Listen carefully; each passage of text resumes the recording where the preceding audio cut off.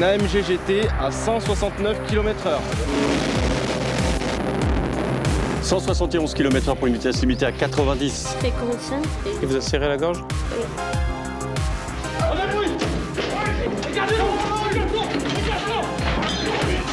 On part pour un déclenchement d'alarme dans une entreprise à Fleury-Mérogis. C'est ouvert. Il y a un premier, les gars. Il y a plein de trucs pétés, on monte au premier étage. Les fractions, les individus sont passés par ici. On a des traces de pas de terre derrière. Il court. Il est où? Pousse. Je vois pas, il est parti à droite. Ouais, Dami, j'ai bien pris, on fait le tour de l'autre côté. C'est beaucoup, quoi? Non, ça c'est pas moi. Allez. C'est du cannabis qui est conditionné en peau rigide. J'ai vu le mec donc planquer le paquet derrière un arbre. Il m'a vu arriver, il a laissé le paquet et il a sauté dans le talus. Vous êtes venu ici faire quoi? Je suis venu pour une fête. Ah d'accord, une belle fête alors. La spécialité du PSIG, le peloton de surveillance et d'intervention de la gendarmerie, c'est le flagrant délit. Coincer les malfaiteurs la main dans le sac.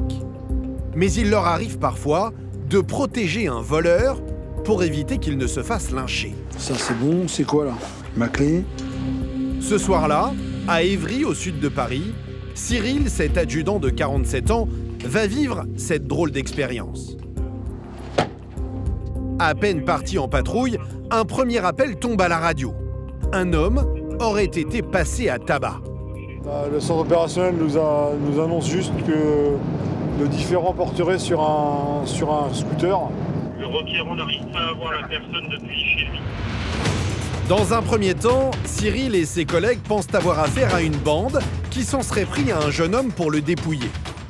Alors là, on vient d'être engagé par le CORG pour une agression pour un scooter. Apparemment, il y aurait 5 mises en cause qui seraient encore sur les lieux. Un vol de scooter en cours. Cyril appelle une autre patrouille en renfort. Et une fois sur place, les gendarmes encerclent la zone. La première équipe a pris à droite à l'intersection, là. Et nous, on arrive de l'autre côté, de façon à les prendre à ce qu'ils soient au milieu de nous, en fait. Mais en réalité, c'est une histoire bien différente que Cyril va découvrir. Bonjour, c'est la gendarmerie. Qu'est-ce qui se passe? J'ai attrapé un jeune homme qui était en train de voler mon scooter. J'ai fait son bâtard. Je suis arrivé au bon moment. Il me dit qu'il est en train de voler un scooter. Son pote il est en train de courir. Mon pote il a rattrapé le mec. Son pote il s'est sauvé. Regardez ce qu'ils ont fait à mon scooter. Ouais, ils ont essayé il l'a attrapé, il a baisé sa mère. Ouais. L'autre il s'est sauvé. J'en ai attrapé un, tu vas payer pour ton pote parce que moi, la vie de ma mère, le scooter, j'ai acheté pour aller au travail. J'ai payé 250 €, monsieur. Je comprends, monsieur. Je l'ai attrapé la main dans le sac. Le jeune homme roué de coups, le voici. Mais il s'agit d'un voleur. Avec un complice, il a tenté de dérober un scooter. Son propriétaire est furieux et l'ambiance électrique. Désolé. Je n'étais pas désolé. Sur les 2 yeux de ma mère, vous allez réparer, il va me ramener le scooter, ton pote qui est tombé. Moi, je ne vais pas taper. Non, c'est bon. Je ne vais pas toucher, chef. Mon petit frère, il l'a attrapé, il l'a massé. Réveille-toi, il appelle ton pote. Comment t'as fait le mec qui est assommé? Voilà, je vais te faire dormir, quoi. Scène pour le moins étonnante, Cyril et ses collègues doivent protéger le voleur pour éviter qu'il ne passe un sale quart d'heure. En fait, j'arrivais d'une soirée, j'ai garé mon scooter en 2 roues. J'arrive, mon ami, il me dit, mais ton scooter, il a bougé. Au moment où on arrive, je vois des mecs qui se barrent en scooter. Mon pote, il est descendu, il en a bloqué un, lui, il est tombé. Je regarde mon scooter, je vais le démonter. Les mecs qui me connaissent, ils l'ont attrapé, ils l'ont tabassé. Je l'ai attrapé, je voulais pas le taper. Je dis, pourquoi tu me voles, frère? Je dis, voilà, tu vas pas bouger d'ici, tu vas appeler ton pote en scooter et vous allez me ramener votre scooter. Hors de lui, le propriétaire du scooter est surtout inquiet. Il veut savoir qui va payer les dégâts. Il vient d'acheter son 2 roues et ne l'a pas encore assuré. Il va pas partir avec vous. Sur les 2 yeux de ma mère, Corinne, il va me payer ce soir.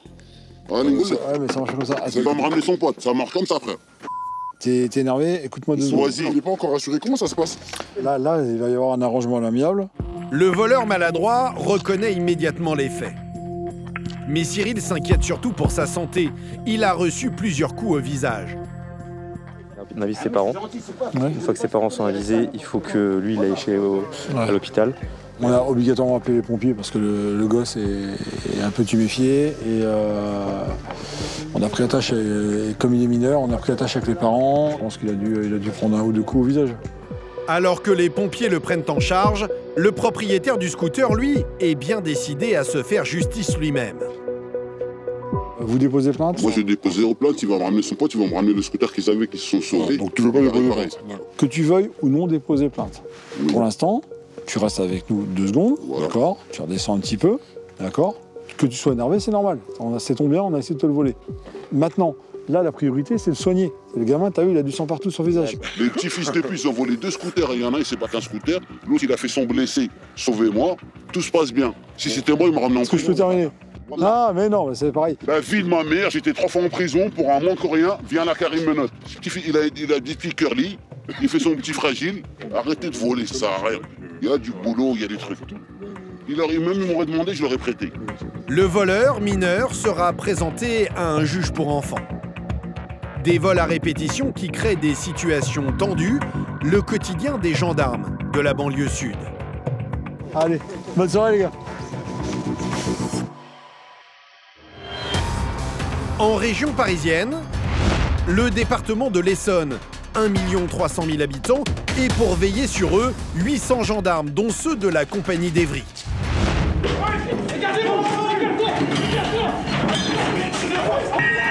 Leur quotidien, des cambriolages à répétition. Il y a un premier, les gars. On a les coffres là qui ont été fouillés. Les fractions, les individus sont passés par ici. Des agressions ou des drames familiaux comme les guerres de couple. Sans compter le vaste réseau routier qu'il faut surveiller de près. Porte d'entrée vers la capitale, il est très emprunté. 171 km/h pour une vitesse limitée à 90. C'est énorme, monsieur. Et vous êtes positif au cannabis. Nous avons suivi les hommes du PSIG, le peloton de surveillance et d'intervention rodé aux opérations musclées. Et ceux de la BMO, la brigade motorisée, face à des comportements inconscients. D'ores et déjà, je peux déjà vous dire que c'est un faux permis. C'est une simple carte comme une salle de sport avec une impression dessus. La qualité, c'est une catastrophe.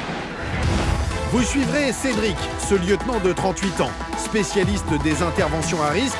Il va tenter d'interpeller un cambrioleur récidiviste. Il se diversifie. Cambrio, Vama, violence. Avant l'opération, il repère les lieux pour ne rien laisser au hasard. Il y a 2 points de fermeture seulement pour la porte. Ils sont plus faciles à ouvrir en principe. Juliane, lui, va devoir gérer une affaire délicate. Une femme qui accuse son compagnon de la frapper. La 3e fois, il m'a fait comme ça. Il vous a serré la gorge? Oui. Il vous a étranglé? Mais quand les gendarmes veulent placer l'homme en garde à vue, elle prend sa défense. C'est bon. Calmez-vous, madame, c'est bon. C'est bon. Enfin, Olivier du PSIG, qui tente de coincer les dealers sur le terrain pour lutter contre les trafics. Il court. Il est où? Pousse. Je vois pas, il est parti à droite. Il va encore une fois constater que les réseaux sont bien en place. C'est du cannabis qui est conditionné en peau rigide. Et vous êtes venu ici faire quoi? Je suis venu pour une fête. Ah d'accord, une belle fête alors. Gendarme de la banlieue sud, un quotidien à 100 à l'heure et qui suscite des vocations. Moi, je vais devenir gendarme. Ah bah c'est très bien. Il en faut. De jour comme de nuit, dans tous les recoins de l'Essonne, le PSIG patrouille pour tenter de surprendre les délinquants en flagrant délit. Pour ça, une qualité est indispensable, l'observation. Grâce à elle, ces hommes font parfois de jolies prises. Les gars, vous tout ça, s'il vous plaît? Ce jour-là, c'est Olivier, cet adjudant de 44 ans et 21 ans d'ancienneté, qui pilote les opérations. On ira à Fleury pour faire le contrôle des points de stup connus, notamment sur le bâtiment 2, 12 et 14. Ok? Allez hop. Lors de ces patrouilles, Olivier surveille en particulier les quartiers connus pour abriter des petits trafics, notamment le commerce de stupéfiants. En face. C'est à côté. Dans cette cité ce jour-là, ses collègues à bord d'un autre véhicule repèrent rapidement un jeune homme au comportement suspect. Ouais, tu les as toujours en visu? Ouais, mais il est où? Main dans les poches, casquette, c'est ça? À peine le temps de dire ouf, l'individu prend ses jambes à son cou. Il est où? Pousse. Attention, fais gaffe. Fais gaffe, tu glisses, toi. 2 gendarmes descendent de voiture et le poursuivent à pied. Allez, putain. Il est où? Je vois pas, il est parti à droite. Avance! Mais le suspect s'engage dans la forêt et disparaît.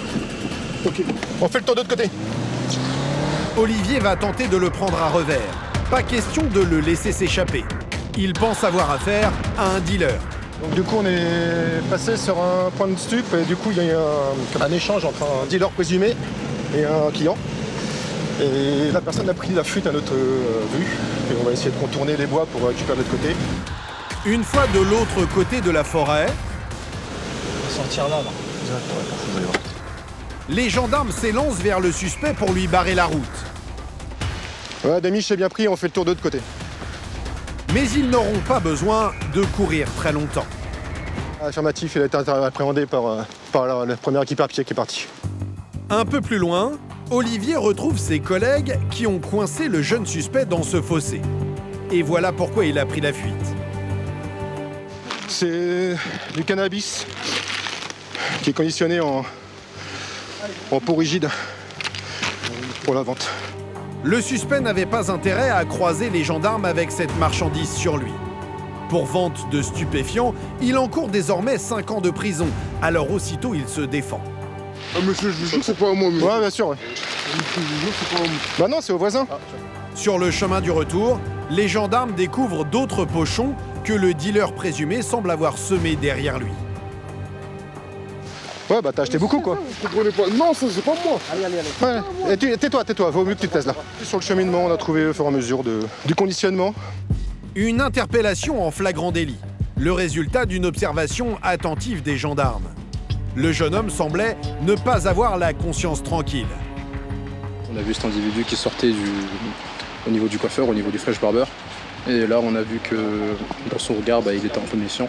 Dès qu'il nous a vus, il a commencé un peu à être un peu farouche. Et là, c'est là que la course-poursuite elle a débuté. Bonne séance de sport, mon petit fractionné. J'ai vu le mec donc planquer le paquet derrière un arbre. Il m'a vu arriver, il a laissé le paquet et il a sauté dans le talus. Et puis j'ai dit à Ida de faire le tour, il a réussi à le choper de l'autre côté. Malgré les indices qui jouent contre lui, le jeune homme nie les faits. Olivier tente de le faire parler. Vous habitez où? J'habite même pas ici, je vous ai dit. Non, oui, mais c'est pas la question que je vous pose. Je vous demande où est-ce que vous habitez. Votre adresse. Ouais. Votre adresse, monsieur. J'habite à Sevran. À Sevran? Ouais. Et vous êtes venu ici faire quoi? Je suis venu pour une fête. Ah, d'accord. Une belle fête alors. Une fête après. Ok. Bon, bah on va aller à la brigade de Bondoufle et on va dégrossir tout ça. D'accord? Il n'y a pas de problème. Allez. C'est des très très bons conteurs d'histoire. Ils sont très bons dans ce rôle-là. Mais on est bon aussi. Qui vient de fête, qu'il est de Sevran, que c'est pas lui, que lui il est consommateur mais pas vendeur, mais vu la quantité qu'il y a avec lui, je pense qu'il a de quoi consommer pour l'année. Ces petits paquets de cannabis prêts à la vente, Olivier en découvre toujours plus souvent dans le secteur. Et les techniques des dealers semblent même s'affiner d'année en année. C'est des commerciaux, ni plus ni moins, hein. Ils vendent à tout le monde et puis l'intérêt d'avoir du contenant comme ça, c'est qu'ils importent... Ils attirent le chaland, en gros, comme on dit. On connaît des sachets avec diverses pubs dessus. Maintenant, c'est du... Ouais, c'est des petites boîtes un petit peu design, les couleurs sont sympas. Pareil là. Contre le jeune homme, le dossier s'alourdit encore avec une nouvelle découverte. Les gars, il y a de l'argent. Beaucoup d'argent en numéraire. Ok, d'accord. Alors, on va compter... 22, 23, 24, 25, 28 billets de 10, 7 billets de 20 et un billet de 50. Ça fait beaucoup d'argent, surtout qu'il y a plein de résine de cannabis sur les billets et qu'il est le monsieur détenteur de cannabis à côté. Difficile pour le jeune homme de prétendre qu'il est un simple consommateur. Il est placé en garde à vue et conduit à la gendarmerie. Au total, 470 € et plus d'une trentaine de pochons de cannabis sont placés sous scellé. Il va devoir des comptes à la personne qui le fournit pour les ventes, donc il va devoir expliquer comment il a fait pour perdre plus de presque 1000 €, je pense, de marchandises et de l'argent liquide aujourd'hui.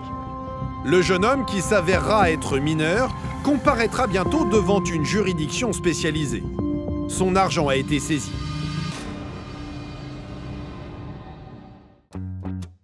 Dans la vie de gendarme, il n'y a pas que les interventions à gérer. Ces militaires vivent sur place, au sein de la caserne, et ils donnent souvent de leur temps pour améliorer leur cadre de vie.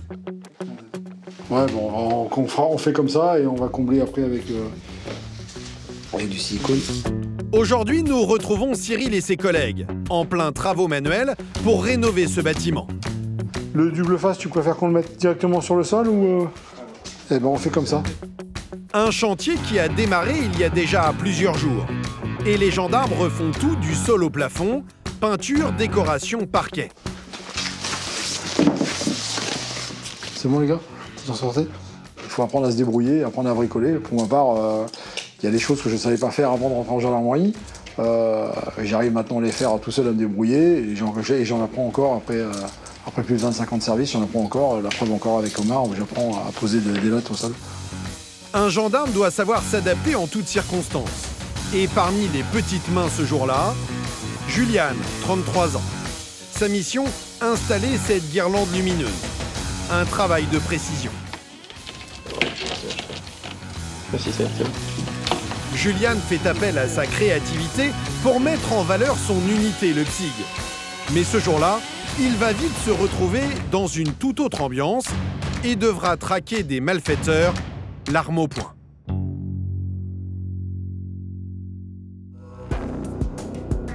Dans cette banlieue au sud de Paris, les gendarmes sont confrontés à un fléau difficile à endiguer. Les cambriolages à répétition. 6500 en 2020, près de 18 par jour. Juliane est bien placée pour le savoir. Très souvent, au cours de la nuit, il reçoit ce genre de message. Vous pourriez vous rendre à Fleury, dans une société où se déclenche une alarme. On part pour un déclenchement d'alarme dans une entreprise à Fleury-Mérogis. La télésurveillance signale une silhouette à l'intérieur de l'entreprise. Un cambrioleur qui s'en prend à une entreprise du secteur. Juliane et ses collègues se précipitent sur place.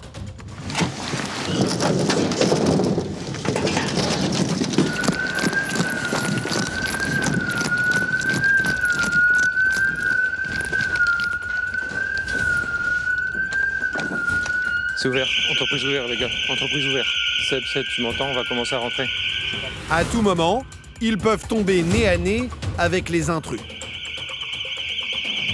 si tu m'entends, on a pris pied juste à l'intérieur de l'entreprise. Juste à l'intérieur de l'entreprise. On a fait une bulle au niveau de la porte. On t'attend pour la progression. À chaque fois, il faut inspecter minutieusement chaque recoin. Race. Pour moi, c'est Race. Il y a un premier, les gars. Mais très souvent, les malfaiteurs ont déjà pris la fuite. Des cambriolages à répétition. Quelques heures plus tard, exactement le même scénario. C'est ouvert, les gars. Appuie. Dis-lui qu'il y a une effraction. Cette fois, les voleurs viennent tout juste de passer. Il y a plein de trucs pétés, on monte au premier étage. Du coup, là, il y a un sac éventré avec plusieurs tablettes. On a les coffres là qui ont été fouillés. Les fractions, les individus sont passés par ici. On a des traces de pas de terre derrière. On a l'alarme intrusion qui a été cassée. On a les fils là qui ont été coupés de la caméra. Très souvent la nuit, Juliane et ses collègues passent leur temps à courir après ces cambrioleurs. Et il y a une autre alarme qui sonne juste à côté. Donc on va faire le tour en véhicule pour essayer de voir s'ils n'auraient pas cambriolé une autre entreprise en même temps qu'on est à côté. Ouais, on sait jamais, hein. Cette nuit-là, ils pensent tenir une piste intéressante en tombant sur ces deux voitures dans cette zone déserte. Vous faites quoi? D'accord, vous avez une petite identité sur vous?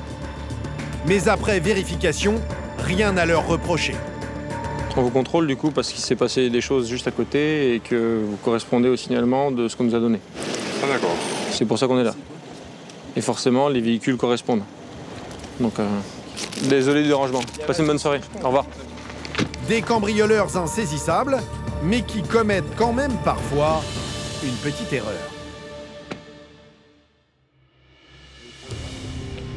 Cette fois, les gendarmes ont peut-être une chance de remporter une bataille dans leur guerre contre ces malfaiteurs.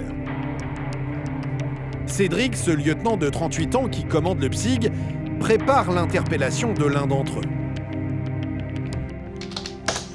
Comme à chaque fois, il consulte ses antécédents judiciaires pour savoir à qui il a affaire.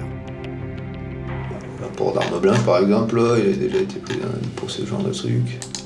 Violence sur une personne chargée de mission de service public sans incapacité. Donc déjà, capacité ado. Et puis là, il monte un peu en gamme. Et puis il se diversifie. Donc c'est du carjacking, VAMA, et là il a été sur des cambriolages. Un suspect à peine majeur, mais déjà bien connu des services, et qui cette fois serait impliqué dans une série de cambriolages. Il sera interpellé dans quelques jours. Chad.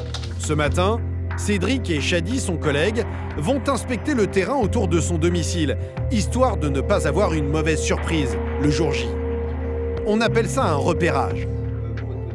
Il est connu, on l'avait déjà tapé l'année dernière. Donc on cheminera par là. Donc là, vous posterez là. Moi, je rentrerai par ici. C'est bon? Allez, là. Direction à un quartier sensible du secteur. Et pas question d'alerter le suspect. Alors, s'il croise quelqu'un sur place, Cédric, en civil, se présentera sous une fausse identité. Si jamais on pose des questions, moi je faisais mandataire immobilier. Voilà, grosso modo. Donc ça c'est mon scénario. Ces repérages, Cédric les fait toujours à 6 h du matin et voilà pourquoi. Donc moi ça me permet de voir l'environnement aussi, comment ça vit, vers l'heure à laquelle on doit taper. Donc. Après un premier passage, pour s'assurer que dans l'appartement visé, la lumière est bien éteinte. Le deuxième et le troisième c'est allumé. Nous c'est de l'autre côté, quatrième c'est éteint. Cédric se gare discrètement un peu plus loin. À partir de maintenant, nous filmons en caméra discrète. Et en traversant ce square, le lieutenant se dit que le jour de l'interpellation, la colonne du PSIG empruntera ce chemin pour ne croiser personne. Disons que les gens, quand ils sortent pas par la forêt. Ils sortent de l'autre côté sur l'axe parce qu'ils vont sur leur parking et tout ça. Ici, il n'y a pas de parking, c'est un truc public. Là, ici, on a l'Essonne qui passe, hein, le petit cours d'eau. Au-dessus, on a tout ce qui est végétation qui nous permet de progression en discrétion. Ensuite, les gendarmes approchent de l'immeuble en silence. Chadi se poste à l'extérieur pour prévenir Cédric en cas d'alerte. Que vous, faut poster, d'accord. En entrant dans l'immeuble du suspect, le lieutenant s'intéresse tout d'abord aux boîtes aux lettres. Le nom de la target. Donc il y a un numéro qui correspond à côté. À côté de chaque nom, un numéro d'appartement. Cédric peut maintenant grimper dans les étages pour le retrouver. Mais avant cela, il vérifie un point important. Le jour où on va taper, on va immobiliser l'ascenseur. Pour éviter que, pendant que nous on passe par les escaliers, que lui descende par l'ascenseur. Donc du coup, on va l'immobiliser et en fait, le dispositif, là, j'ai testé le masque et ça fonctionne. Pour être plus discret, il descend de l'ascenseur un étage plus haut. Donc il n'est pas là, il est en dessous. Et après s'être assuré que tout le monde dort bien,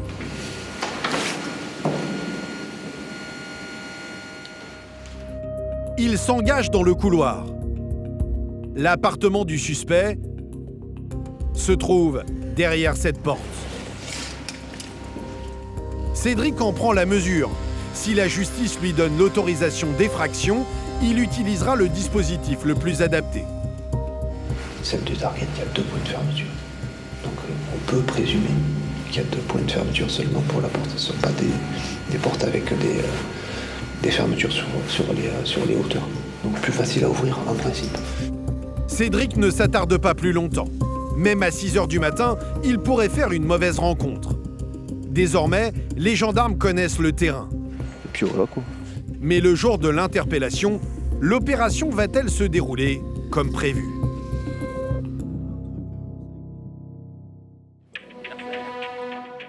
Ce jour-là, à l'aube, les hommes du PSIG sont déjà sur le pied de guerre. Cédric, Olivier et leurs collègues vont peut-être appréhender l'un de ces cambrioleurs qui leur donne du fil à retordre. Cédric s'appuie sur son repérage pour donner ses directives. Signe que l'affaire est sérieuse, l'unité a reçu l'autorisation d'effraction. Donc, seul donc le binôme EFRAC va au contact et en appui Alex avec Buzz juste derrière. Ok. Déplacement rapide à l'extérieur, furtif à l'intérieur, surtout au niveau quand vous verrez le tag au 3e étage. Tag 3e étage, c'est furtivité maximale. Casser la porte donnera au PSIG l'avantage de la surprise. Le suspect ne doit pas avoir le temps de réagir. Il pourrait détenir une arme. Ils ont procédé donc à des vols à main armée, donc il faut pénétrer rapidement pour surprendre l'adversaire, on va dire. Pour éviter que s'il y a une arme, qu'il en profite pour s'équiper. Comme prévu, pour plus de discrétion, les véhicules se garent à l'arrière des bâtiments, dans le petit parc. C'est bien pris, donc vous êtes arrivé sur zone, nous on va s'engager dans la foulée. Mettez-vous en colonne déjà. Avancez, laissez-les passer. Avancez-vous, avancez. Dans la nuit, sans traîner, la colonne avance jusqu'à l'immeuble. Cédric a récupéré un badge pour ouvrir la porte. Les hommes du PSIG grimpent les escaliers en silence. L'un d'entre eux, équipé de ses 2 pieds de biche, ouvre la voie. Une fois en place, tous attendent le signal pour enfoncer la porte. Comme à chaque fois pour ce genre d'opération, ils sont équipés de caméras.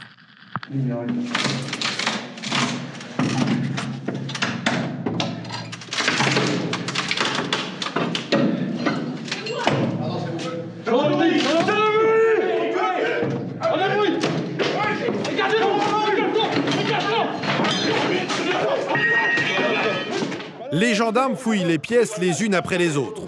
Oh, j'ai la main. Vas-y, vas-y.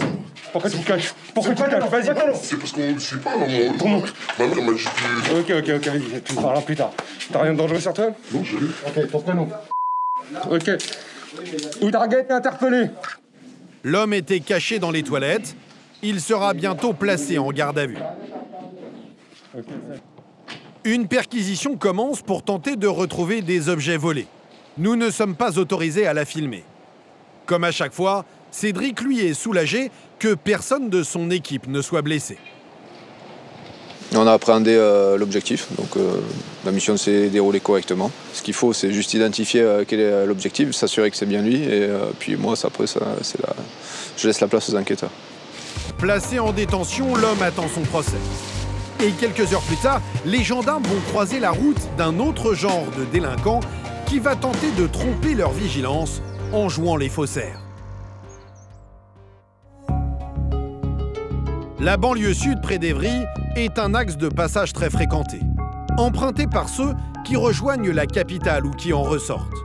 Des autoroutes et nationales où les gendarmes de la BMO, la brigade motorisée, croisent régulièrement des fous du volant et découvrent parfois de gros mensonges. Ah, ça va et toi? Ça va.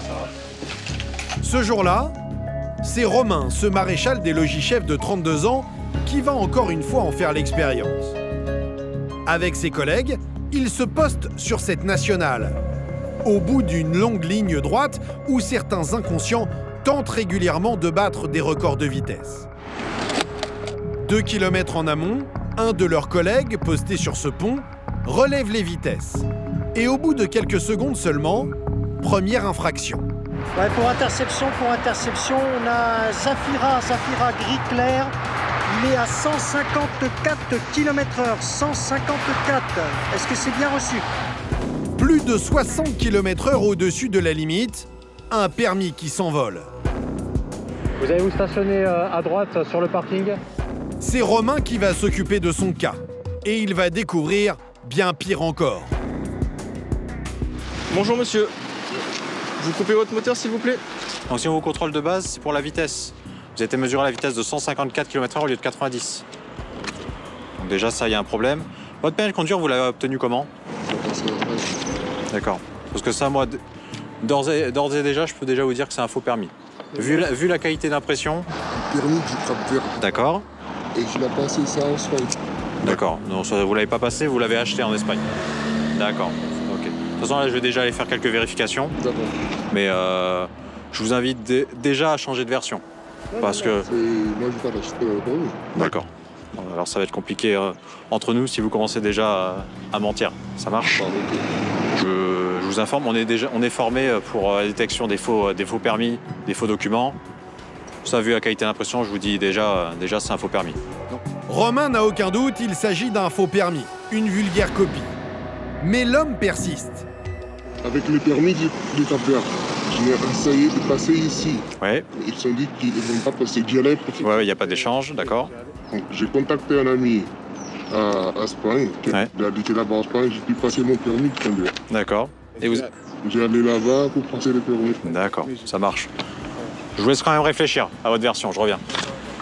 Romain peut facilement vérifier l'identité de ce permis. Première étape, à l'œil nu. Monsieur me présente un permis espagnol, mais qui est clairement un faux. Il n'y a absolument aucune sécurité, c'est une simple carte comme une salle de sport, avec une impression dessus. La qualité, c'est une catastrophe.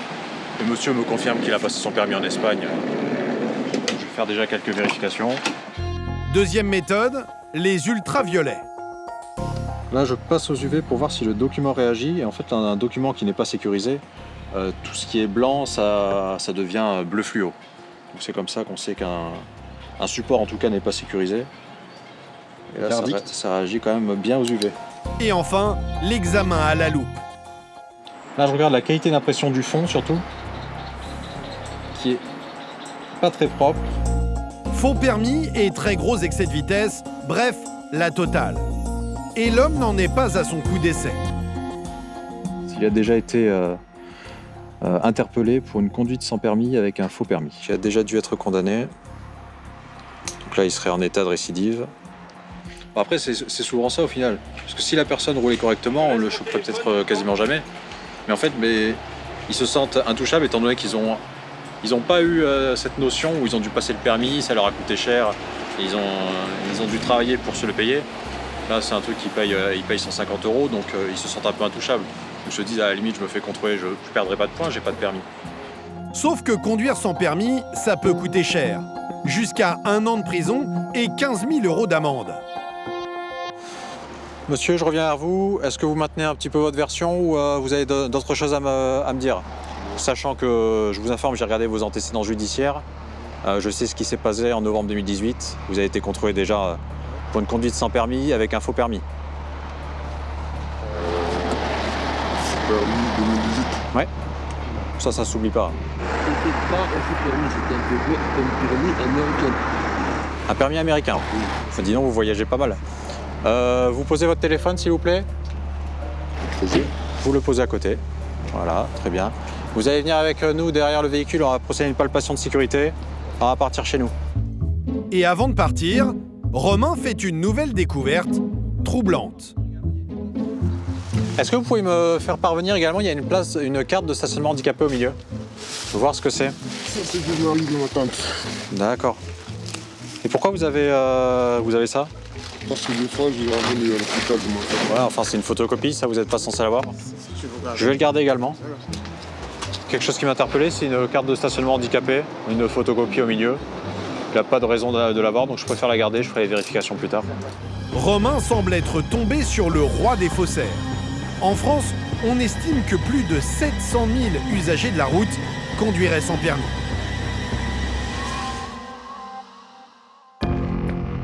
Dans cette banlieue parisienne, les gendarmes doivent aussi très souvent gérer des conflits de couple. Ils les appellent les vifs violences intrafamiliales. Des affaires qu'ils prennent toujours très au sérieux. Tous les 2 jours et demi en France, une femme meurt sous les coups de son compagnon. Dans les cas les plus graves comme aujourd'hui, l'ordre d'interpeller tombe rapidement. Ce soir-là, il s'agit d'un homme soupçonné de violence et de séquestration sur sa compagne. Donc le mec s'est énervé fortement et l'a violenté à plusieurs reprises en lui donnant des coups de poing dans la tête, et le nez et les côtes. Donc il l'a poussé sur son lit, l'a étranglé à plusieurs reprises, l'a insulté et l'humilié, il lui baisse son pantalon et sa culotte, puis l'embrasse à plusieurs reprises au visage. Donc la victime tente de quitter les lieux, mais l'auteur la retient de force chez lui en fermant la porte à clé. Donc il finit par la laisser partir au bout de quelques heures. Le psy est chargé de l'interpeller à son domicile. C'est Alexis, ce maréchal des logis-chefs de 28 ans, qui pilote l'opération. Et avec cet individu potentiellement violent, pas question de prendre le moindre risque. Même si monsieur n'est pas connu pour des faits très importants aux yeux de la justice, vu les faits qu'il a commis, vu que c'est des faits criminels, on prend toutes les mesures nécessaires, on intervient en sécurité et on fait cesser l'infraction. Il faut faire vite. Les gendarmes doivent intervenir avant 21 h, l'heure légale. Il est quelle heure, JK? Il est 40? Oui, 40. Ok, bon, là, 20 minutes, ouais, ça va le faire. Dans une cité sensible des environs, la colonne progresse en silence. Les hommes du PSIG s'attendent à tout.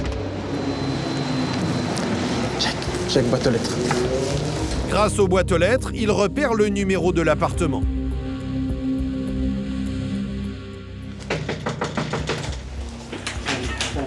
Tu vas mourir! Au sol, je te dis, au sol!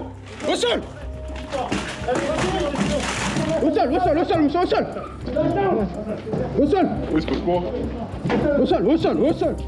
À l'intérieur, 3 individus dont l'homme recherché qui n'oppose aucune résistance.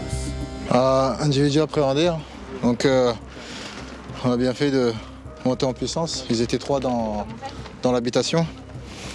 Donc ça s'est bien passé. C'est bien passé, on a réussi à l'interpeller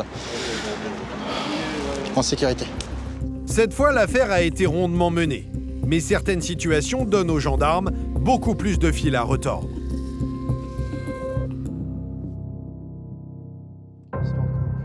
C'est souvent la nuit qu'éclatent ces violences au sein des familles. Nous retrouvons Juliane, qui va être confrontée à une affaire complexe. Là, on part sur des violences conjugales. La dame serait en bas de chez elle avec les enfants et le mari aurait commis des violences sur sa femme. Pour l'instant, on ne sait pas plus que ça. C'est malheureusement les violences conjugales, c'est... Je ne veux pas dire que c'est quotidien, mais quasi. Sur place, Juliane et ses collègues tombent sur la victime dans la rue, en bas de son immeuble, avec 2 enfants en bas âge. Tout a commencé après une dispute avec son compagnon. Qu'est-ce qui s'est passé, madame, ce soir? Vous pouvez me dire ce qui s'est passé, là? J'ai pris les clés de la maison, il me les voulait, je lui ai dit non. Et là, il m'a appelé qu'il voulait rentrer. J'ai dit non. Il a appelé sur le téléphone, mon téléphone, ma fille lui a ouvert la porte. Et quand il a ouvert la porte, je l'ai laissé entrer, j'ai rien dit. Et lui m'a demandé une première fois, une deuxième fois. La troisième fois, il m'a fait comme ça. Il vous a serré la gorge? Oui. Il vous a étranglé? À une main, à 2 mains? Une seule main. Une seule main? Il y avait les enfants à ce moment-là? Oui, elle est là. Et il a pleuré. Je peux regarder votre cou si vous avez des marques? Vous me permettez? Hop, attendez. Levez, je peux? Regardez. Levez juste votre cou, madame. Juste que je puisse regarder. Ok. En cas de danger, les gendarmes ont pour consigne d'éloigner le compagnon violent. Mais ça ne va pas être aussi simple. Est-ce que vous voulez déposer plainte? Non? Parce que là, le problème, c'est que si on vous laisse remonter là-haut avec lui, il n'y aura pas de certitude que ça ne recommencera pas, en fait. Donc il va falloir qu'on trouve une solution pour vous ce soir. La victime ne souhaite pas porter plainte. Juliane demande conseil à un officier de police judiciaire qui arrive sur place. On va discuter tous les deux si vous voulez. Hein? Après un entretien avec la victime, il décide de ne prendre aucun risque. Et là, étant donné que les faits, c'est des faits délictuels, les violences conjugales, là, le fait d'avoir étranglé sa femme, c'est des violences. Donc c'est un délit. Qui plus est, les violences elles sont aggravées comme ils sont conjoints, et en l'occurrence même mariés. Du coup, l'officier de police judiciaire a décidé d'aller voir le monsieur et on va l'inviter gentiment à nous suivre. Les gendarmes veulent placer le compagnon en garde à vue pour protéger la victime. Mais ils vont se retrouver dans une situation inattendue. Monsieur, j'ai la clé, j'ouvre la porte, d'accord?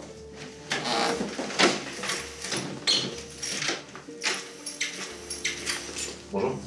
La gendarmerie de Mency. Avec beaucoup de monde. Et là, les gendarmes? Ouais. Alors je vais vous expliquer ce qui s'est passé. Vous pouvez rentrer une minute, monsieur? Oui, Bon, monsieur,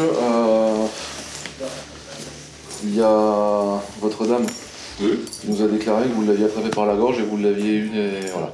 Et c'est pourtant bien ce qui s'est passé. Du moins, c'est ce qu'elle déclare. D'accord. Moi, ce que j'ai demandé, moi j'ai juste mes clés, c'est tout. Moi, je veux juste rentrer chez moi. Moi, j'habite ici. J'ai bien compris ce là. Moi, j'ai bien compris. Le fait est que là, elle est dehors avec les enfants. On s'est entretenu, enfin, je me suis entretenu avec elle, d'accord, mes collègues aussi. Elle a déclaré qu'il y avait eu une dispute avec vous ce soir. Oui. On est d'accord. Elle a déclaré que vous l'aviez attrapé par le cou, que vous lui aviez rabattu la tête également. Ça, monsieur, ça constitue des violences conjugales. Oui, je sais. Mais moi, je te demande mes clés. Oui. Si tu veux partir, c'est un choix. Oui. Tu me donnes juste mes clés, après tu pars.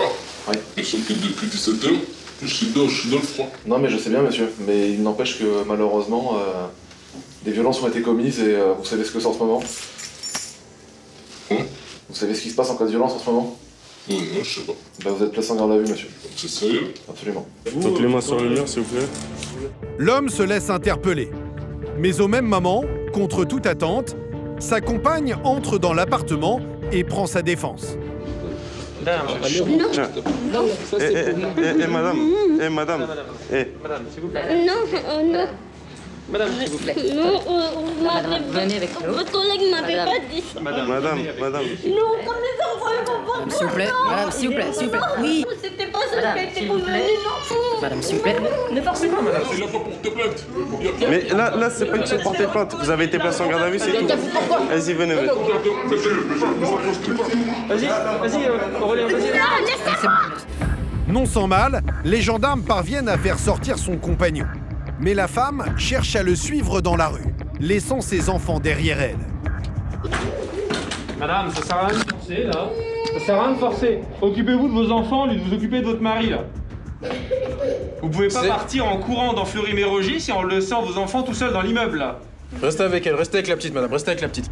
Une situation qui peut paraître invraisemblable, mais en réalité, selon Juliane, les gendarmes y sont souvent confrontés dans ces affaires de violence conjugale. Finalement, la dame ne voulait pas qu'on l'amène. Donc, elle nous reproche le fait qu'on soit venu alors que c'est elle qui nous a appelés. Sur les violences conjugales, ça arrive souvent que la femme, même si elle dépose plainte au début, elle retire sa plainte après. Et elle change après complètement de version à partir du moment où nous, on est arrivés sur l'intervention. Et après, quand elle est entendue, finalement, elle va nous dire que non, que c'était exceptionnel, que c'était qu'une seule fois, qu'elle ne l'a pas vraiment tiré par les cheveux, mais qu'il l'a que maintenu, ou qu'il ne lui a pas vraiment donné un coup de poing, que c'était qu'une petite claque. Et au final, comme elle l'aime, elle ne veut pas le quitter, elle ne veut pas qu'il aille en prison. Donc finalement, elle retire sa plainte. Et à chaque fois, bien souvent, on en est là. Protéger une victime malgré elle, pas facile d'intervenir au milieu de ces couples qui se déchirent.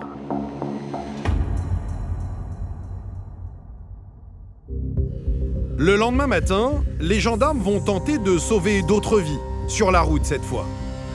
Dans ce département, avec 35 morts l'an dernier, 5 de plus que l'année précédente et près de 2000 blessés, la sécurité routière est un enjeu majeur. À la brigade motorisée de Saint-Germain-les-Corbeilles, Aurélien, cet adjudant de 35 ans, se bat chaque jour contre les mauvaises habitudes des conducteurs. Bon les gars, vous êtes prêts? On y va? La première d'entre elles, c'est la vitesse. Responsable en France d'un mort sur 3. Voilà pourquoi régulièrement, les gendarmes organisent des contrôles.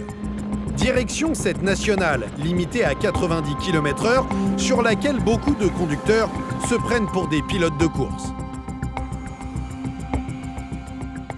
On prend surtout les grandes vitesses, pas les petites.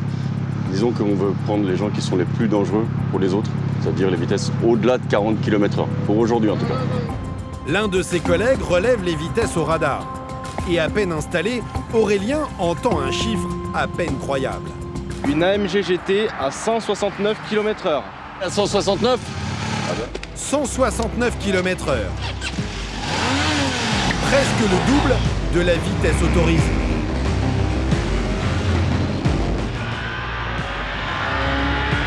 En quelques secondes, Aurélien est sur ses talons.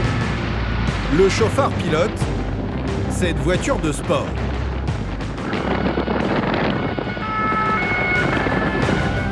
Bien sûr, à une telle vitesse, son permis de conduire s'envole immédiatement.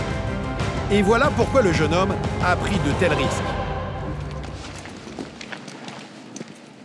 Bonjour monsieur, la gendarmerie. Donc on vous arrête pour la vitesse monsieur.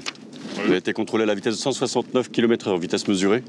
Je vous dirais pour la vitesse retenue ensuite, c'est limité à 90. Donc c'est une rétention immédiate du permis de conduire. D'accord. Vous rouliez à cette vitesse pour quelle raison?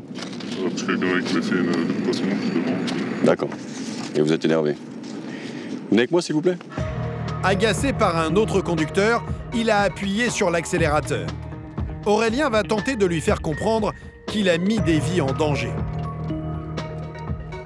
Je ne sais pas, la distance de freinage quand vous roulez à 160 par rapport à 90, vous avez une idée de ce que ça peut représenter? Si, j'ai fait des tests de pied. Même si vous avez les meilleurs freins, même si vous avez des 4 freins en céramique, ça ne changera rien. Les véhicules qui freinent devant vous, il y a une famille, elle va y passer. Mais le conducteur, lui, est surtout préoccupé par autre chose. Il contacte son avocat et cherche une astuce pour réduire au maximum la durée de son retrait de permis. Donc monsieur, vous voulez pas signer, c'est ça? Non, il me dit que ouais. Il vous dit de pas signer? D'accord. Après, la seule chose, c'est que j'espère minimiser le nombre de mois de suspension. C'est en ce sens-là, parce que forcément, je vais louer une voiture sans permis, parce qu'à un moment donné, on est tous obligés de se déplacer. C'est juste dans ce sens-là. Mais est-ce que vous allez recommencer? Est-ce que ça vous dissuade de recommencer là? C'est sûr que quand tout le monde sur l'autoroute roule à 130, avec ses jouets, on est à 150, honnêtement. Oui, donc vous allez finir un jour ou l'autre par perdre votre permis définitivement, c'est sûr. Difficile de changer les mentalités. Mais selon Aurélien, ne pas signer un procès verbal n'y change rien. Son but, c'est d'être suspendu le moins de temps possible, voire ne pas être suspendu du tout. C'est son droit. Il a le droit de demander à son avocat un conseil. Son avocat lui conseille de ne pas signer. Je ne sais pas si ça changera grand-chose. L'infraction est constatée. Nous sommes assermentés. L'appareil a bien été vérifié, il est à jour. Les données, là où on prend la vitesse, on les connaît par cœur. On est là assez souvent pour ne pas se tromper là-dessus. Donc, on verra. Un jeu d'avocat peut-être, je ne sais pas. Le jeune homme tente de réduire la sanction, mais pour cet excès de vitesse supérieur à 50 km/h, il aurait même pu perdre son véhicule. Qui est le propriétaire, vous m'avez dit? Mon père. D'accord. Et c'est lui l'utilisateur exclusif? Si c'était vos véhicules, il serait parti en fourrière judiciaire très certainement, hein, en attendant un jugement. C'est ça qui est hallucinant. Pourquoi? Enfin, il n'est pas volé ce véhicule.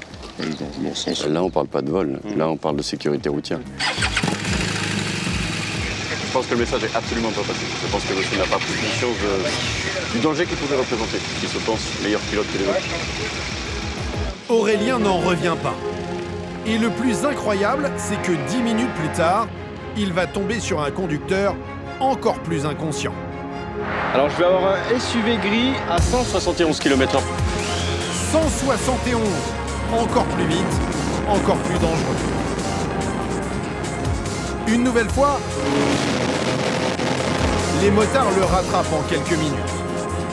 Le fou du volant pilote ce 4x4 gris.